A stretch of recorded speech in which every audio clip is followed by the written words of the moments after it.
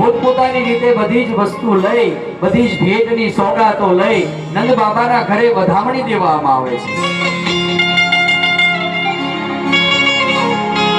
એ પછી ઉત્સવ થાય છે।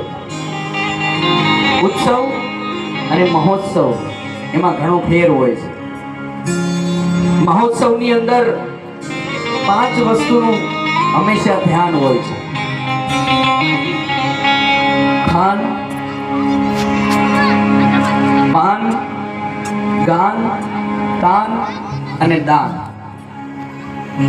ખાન એટલે તે દિવસે અઢળક પ્રકારની વાનગીઓ બનાવવામાં આવી છે। પાન એટલે બધાને શીતળ મધુર મંદ દહીં દૂધનું આરોપ કરાવવામાં આવ્યું છે। અને ગાન એટલે કે બધાએ ભેગા મળી અને ભગવાનના કીર્તન કર્યા છે। દાન એટલે કે મહોત્સવની અંદર બધાએ પોતાનું ભાન ભૂલી ગયા છે। દાન એટલે એ પ્રસંગે વસુદેવજીએ નંદ બાબાજીએ હજારો ગાયોનું દાન આપ્યું છે।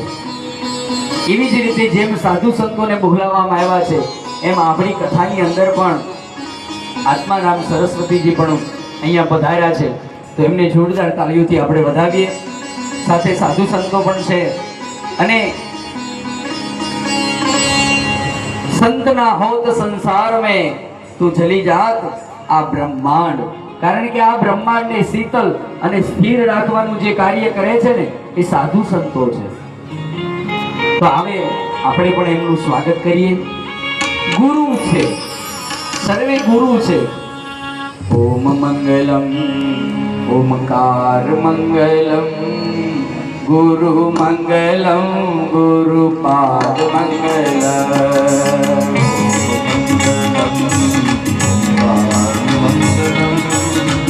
गुरु मंगलम गुरुपाद मंगलम। અહીંયા નંદ બાબાએ ખૂબ દાન આપ્યું છે। નંદ બાબાએ 2 લાખ ગાયોનું દાન કર્યું છે। જીવનમાં 3 વખત અવશ્ય દાન કરી લેવું। એક તમારા ઘરે દીકરી અથવા દીકરાનો જન્મ થાય ત્યારે દાન કરવું। બીજું દીકરીના લગ્નની અંદર દાન કરી લેવું। અને ત્રીજું મૃત્યુ પહેલા જ્યારે તમને સમય મળે ત્યારે અવશ્ય તમારા હાથે દાન કરી લેવું। આ બાજુ બધી ગોપીઓ